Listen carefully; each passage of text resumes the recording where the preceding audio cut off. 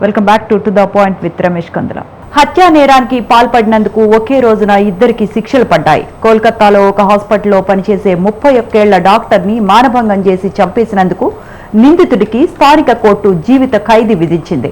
తిరువనంతపురంలో ఒక యువతి తన ప్రేమికుడిని విషమిచ్చి చంపినందుకు అక్కడి కోర్టు ఆమెకు మరణశిక్ష విధించింది. ఈ 2 కేసుల్లో కొన్ని కీలక అంశాలు ఇమిడి ఉన్నాయి అంటున్నారు మా చీఫ్ ఎడిటర్ రమేష్ కందుల గారు. అవేంటో తెలుసుకుందాం. సార్, ఏంటి సార్, కోల్కతా ఆయనకేమో జీవిత ఖైదీ విధించారు, ఆమెకేమో మరణశిక్ష వేశారు. అదే ఇక్కడ ఆసక్తికరమైనటువంటి విషయం. ఒకటే రకమైన కేసులో, హత్యకు సంబంధించిన కేసుల్లో కేరళలోనేమో ఆ యువతికి మరణశిక్ష వేశారు. మరణశిక్ష చాలా రేర్ వేయడం మన దేశంలో. కోల్కతాలో ఒక మహిళా డాక్టర్ని, ట్రైనీ డాక్టర్ ఆవిడ్ని సంజయ్ రాయ్ అని చెప్పి ఒక అతను, హాస్పిటల్కి సంబంధం లేదు, బయట వ్యక్తి, అక్కడికి వచ్చి ఆవిడ్ని రేప్ చేసి చంపేశాడు. మానభంగం చేసి చంపేశాడు అనేది అతని మీద నేరం ప్రూవ్ అయింది, ఎందుకంటే తీర్పు కూడా వచ్చింది కాబట్టి. ఈ రెండింటికి తేడా ఏంటి? ఎందుకు కేరళలో కోర్టు ఏమో ఆ అమ్మాయికి మరణదండన విధించింది? కోల్కతాలో జరిగిన ఘటన యాక్చువల్గా దేశవ్యాప్తంగా అందరి దృష్టిని ఆకర్షించింది. చాలా కాలం పాటు వార్తల్లో ఉంది, చాలామందికి తెలుసు. గ్రీష్మ కేసు ఎక్కువ మందికి తెలియదు. నిజం చెప్పాలి అంటే దేశవ్యాప్తంగా అంత ఆందోళన అంత జరిగినటువంటి ఆ కేసులోనేమో న్యాయమూర్తి జీవిత ఖైదు విధించాడు.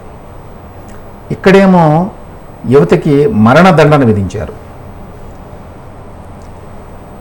దీన్ని బట్టి మనకి ఒక విషయం అర్థమయ్యేది ఏంటంటే, మరణశిక్ష ఎవరికి వేస్తారు, ఎవరికి వేయరు అనే దాంట్లో స్పష్టత లేదు. మామూలుగా భారతదేశంలో గతంలో ఎప్పుడో సుప్రీంకోర్టు ఒక కేసులో ఏం చెప్పిందంటే, మరణదండనకు సంబంధించి ఊరికే మరణదండన వెయ్యొద్దు, ఎంత నేరమైనా కూడా rarest of the rare cases అని ఒక ఫ్రేజ్ వాడారు వాళ్ళు అప్పట్లో. దాన్ని ప్రాతిపదికగా తీసుకుంటాయి అన్ని కోర్టులు ఇప్పుడు. అది rarest of the rare cases అయి ఉండాలి, మీరు మరణదండన విధించాలి ఒక కేసులో అంటే. సో ఆ ప్రాతిపదిక మీద కోర్టులు జనరల్గా మరణశిక్ష వేయాలా లేదా, ఇది rarest of the rare cases అనేటువంటి టెస్ట్కి నిలబడుతుందా అని చూస్తారనమాట మరణశిక్ష వేయాలి అంటే. మరి ఇక్కడ 2 కేసుల్లో కూడా ఇన్ఫ్యాక్ట్ ఆ కేసు ఇంకా ఘోరం. ఎందుకంటే అక్కడ కోల్కతాలో ఆ కేసులో ఆమెను చంపేయడమే కాకుండా ఆమెని మానభంగం కూడా చేసి చంపేశాడు. ఇక్కడ ఈ యువతి తన ప్రేమికుడిని విషమిచ్చి చంపేసింది కేసు, అది కేరళలో. అక్కడ ఆయన ఏమన్నాడంటే కోల్కతాలో ఆ కేసులో ఆ జడ్జి గారు, ఇది ఒకటి ప్రీ మెడిటేటెడ్ కాదు, అంటే ముందుగా పథక ప్రకారం ఈ విధంగా చేయలేదు, అప్పటికప్పుడు జరిగిన ఘటన. ఆ అమ్మాయిని చంపటం, డాక్టర్ని చంపటం అక్కడ. రెండవది, ఇతనికి మరణశిక్ష వేయడం కంటే జీవిత ఖైదు వేసి అతను ఏమైనా మార్పు వస్తుందేమో చూడడానికి అవకాశాన్ని కూడా కల్పించాలి. ఊరికి మరణశిక్ష వేయడం వల్ల వచ్చే ప్రయోజనం ఏమీ లేదు. మూడవది, దీని మీద పెద్ద ఎత్తున మీడియాలో అన్నింటిలో కూడా చాలా స్పందన వచ్చింది. దానివల్ల కొంచెం ఒత్తిడి కూడా ఉంటుంది, కానీ మీడియా ఒత్తిడి దృష్ట్యా మరణశిక్ష వేయటం కూడా కరెక్ట్ కాదు అని భావించాడు ఆయన. ఇక్కడ గ్రీష్మ కేసు ఏమిటి, స్క్రీన్ మీద కూడా వస్తున్నాయి పిక్చర్స్. అమ్మాయి చాలా చిన్నది, ఇప్పుడే 23-24 ఉన్నాయి. ఈ కేసు జరిగింది 2022లో, అంటే 21 ఏళ్ళు ఉన్నాయేమో అప్పటికి. ఆ అమ్మాయి కాలేజీలో ఎవరితోనో పరిచయం అయింది. ఇద్దరు కేరళకు చెందిన వాళ్ళు, కానీ తమిళనాడులో చదువుకున్నారట, కన్యాకుమారిలో ఎక్కడో. అక్కడ పరిచయం అయింది, వేరే వేరే డిపార్ట్మెంట్స్ అయినా కూడా. శరణ్ రాజ్ అతని పేరు. పరిచయం అయిపోయింది, తర్వాత చదువుకున్నారు, వచ్చేసారు వెనక్కి వచ్చిన తర్వాత కారణాలు ఏమైనప్పటికీ ఆ అమ్మాయికి ఇంట్లో వాళ్ళు వేరే పెళ్లి కుదిర్చారు. అందువల్ల అబ్బాయి నుంచి దూరం వెళ్ళాలి అని చెప్పి అనుకుంది. ఏం జరిగింది అనేది మనకి స్పష్టంగా తెలియదు, కానీ అతనికి విషం ఇచ్చి చంపింది ఆ అమ్మాయి. ఆ విషం ఇచ్చిన తర్వాత అతను దాదాపు 10-11 రోజుల పాటు హాస్పిటల్లో ఉన్నాడు, తర్వాత చనిపోయాడు. ఇక్కడ జడ్జి గారు ఏమంటాడంటే, ఈమె ప్రేమించిన వాడిని మోసం చేసి దారుణంగా చంపేసింది కాబట్టి మిటిగేటింగ్ సర్కమ్స్టాన్సెస్ నాకేమీ కనిపించడం లేదు. మిటిగేటింగ్ సర్కమ్స్టాన్సెస్ అంటే ఎవరికైనా శిక్ష వేసేటప్పుడు సాధారణంగా ఏం చేస్తారంటే ఇతరత్ర ఉన్నటువంటి పాజిటివ్ పాయింట్స్ ఏమిటి అని చూస్తారు. కొంతమంది చాలా చిన్న వయసు, ఏమంటారు, పరిస్థితుల ప్రాబల్యం అని చెప్పి అంటుంటారు కదా, పరిస్థితుల ప్రాబల్యం వల్ల ఇలా చేశాడు, లేకపోతే చేసి ఉండేవాడు కాదేమో, లేకపోతే వేరే వాళ్ళ ప్రోద్బలం, వేరే వాళ్ళ బలవంతం వల్ల ఇట్లా చేశాడు. ఇవన్నీ మిటిగేటింగ్ సర్కమ్స్టాన్సెస్ కింద పరిగణిస్తుంది కోర్టు. పరిగణించి శిక్ష తగ్గిస్తారు.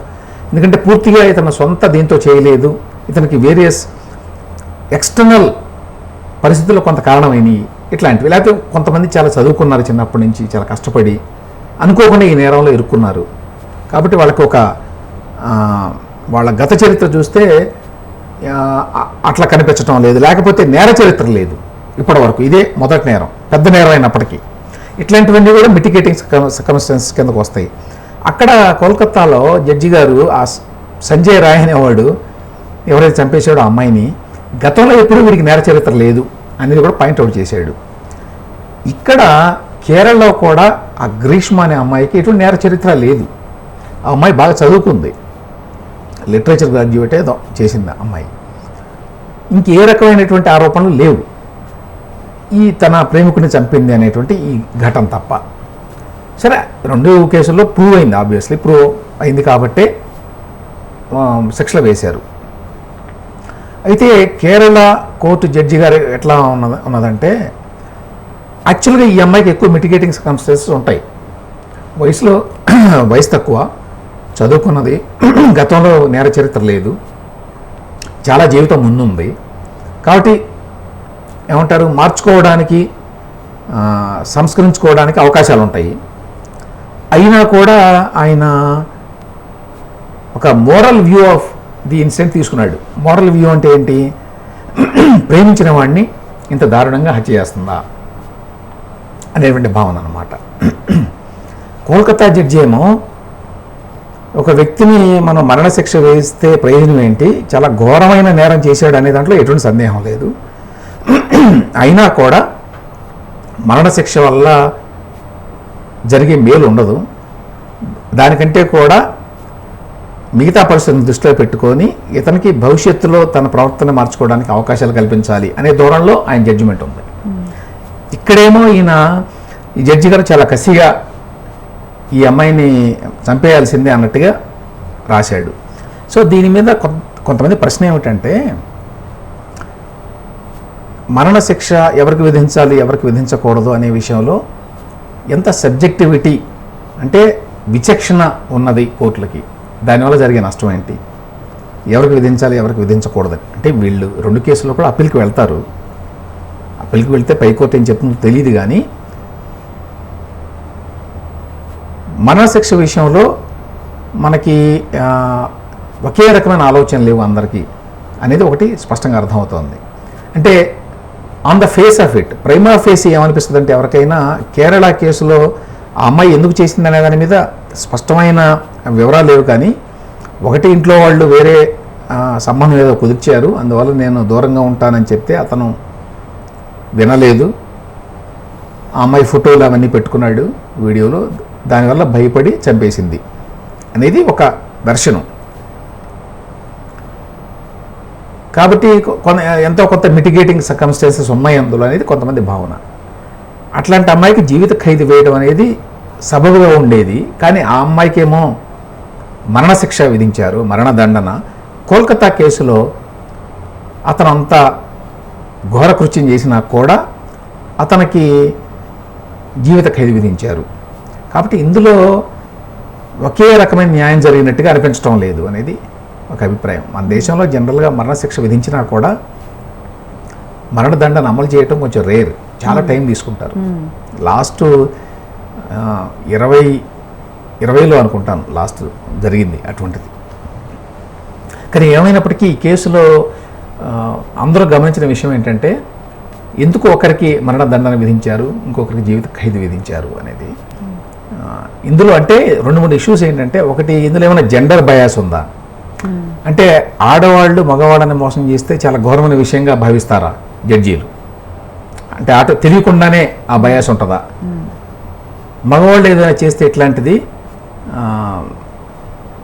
అందులో కొంత సానుభూతిని చూసేటువంటి అవకాశం ఉంటుందా అనేది ఒక చర్చ అది ఈ కేసులో.